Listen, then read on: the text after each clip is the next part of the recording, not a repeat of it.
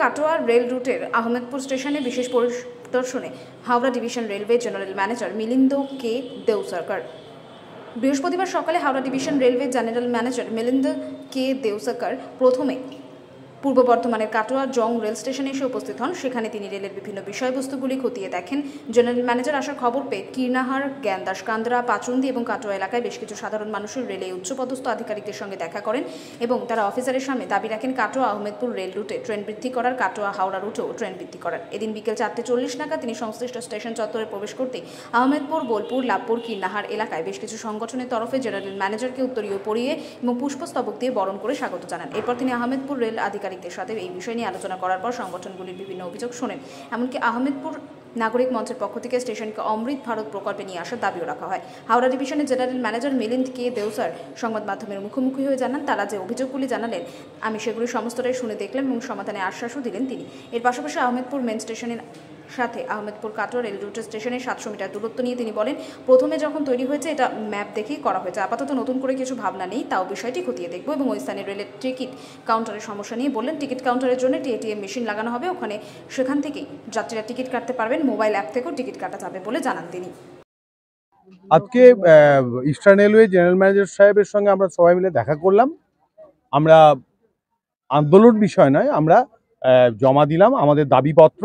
তার মধ্যে অনেকগুলি দাবির মধ্যে আমরা তার কাছে আবেদন রাখলাম যে অন্ততপক্ষে এই আমোদপুর কাটোয়া সেকশন হয়ে যেন এমন একটি সকালের দিকে ট্রেন চালু হয় যেটি হাওড়া, শিয়ালদা অথবা কলকাতা স্টেশনে পৌঁছাবে সকাল 10টার কাছাকাছি সময়ে এবং ওখান থেকে ফিরবে ঠিক 9টার মধ্যে 10টার মধ্যে, যেন আমোদপুর পর্যন্ত এই যে ভায়া লাভপুর, কীর্ণাহার, কাঁদরা এই রুটটার মধ্যে সব যাত্রীরা যেন উপকৃত হতে পারে।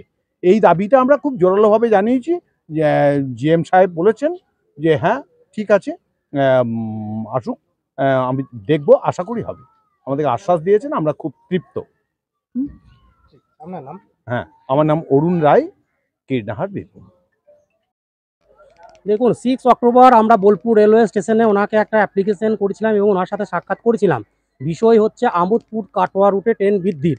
শুধু আমোদপুর ও কাটোয়ার মধ্যে ট্রেনটা চালালে কোনো লাভ হবে না, তাই ওনাকে জানানো হয়েছিল রামপুরহাট থেকে হাওড়া এবং রামপুরহাট থেকে শিয়ালদা 2 জোড়া ফাস্ট প্যাসেঞ্জার ট্রেনের দাবি জানানো হয়েছিল এবং আহমেদপুর জংশন রেলওয়ে স্টেশনটি অমৃত ভারত প্রকল্পের আওতায় আনা এবং বেশ কিছু ট্রেনের স্টপেজের দাবি জানানো হয়েছিল আমোদপুরের জন্য এবং আমোদপুর কাটোয়া আরও বেশ কিছু ট্রেন চালানোর দাবি, সেটা ব্যান্ডেল থেকে রামপুরহাট লোকাল এবং সকালবেলায় 2টি গাড়ি রামপুরহাট থেকে হাওড়া এবং শিয়ালদা এবং সন্ধ্যেবেলায় ওই ট্রেনগুলো আবার রামপুরহাট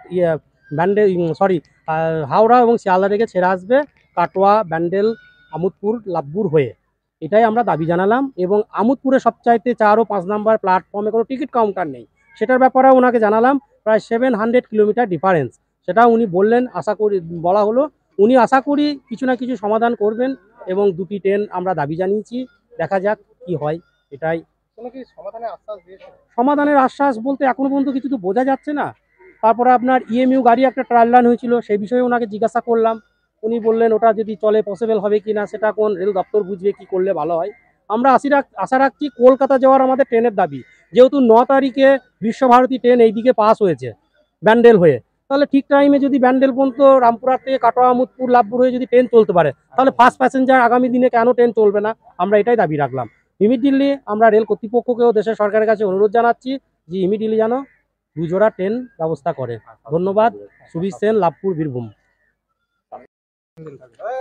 আমরা আমোদপুর নাগরিক মঞ্চের পক্ষ থেকে আমরা আমোদপুর স্টেশনটিকে অমৃত ভারত প্রজেক্টের আন্ডারে আনবার দাবি জানিয়েছি।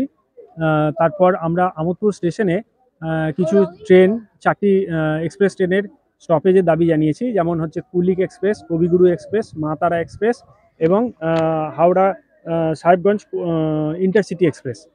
এবং আমাদের নতুন যে তৈরি হয়েছে আমোদপুর কাটোয়া লাইন, সেই কাটোয়া লাইন, আমোদপুর কাটোয়া লাইন ধরে তার রামপুরহাট মানে তারাপীঠ থেকে নবদ্বীপ পর্যন্ত একটা ভক্তি এক্সপ্রেসের দাবি জানিয়েছি।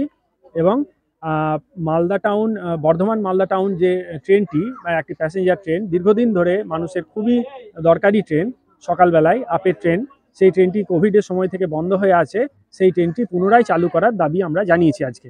এবং জিএম এর হাতে আমরা আমাদের দাবিপত্র তুলে দিয়েছি এবং তিনি খুব প্রসন্ন মনে আমাদের দাবি শুনেছেন এবং সেই দাবি বিবেচনা করবার আশ্বাস দিয়েছেন। হ্যাঁ, আমরা খুব খুশি ওনার এই ব্যবহার এর জন্য। আমার নাম বিশ্বজিৎ রায় আর ওনার নাম হচ্ছেন অশোক কুমার ঘোষ।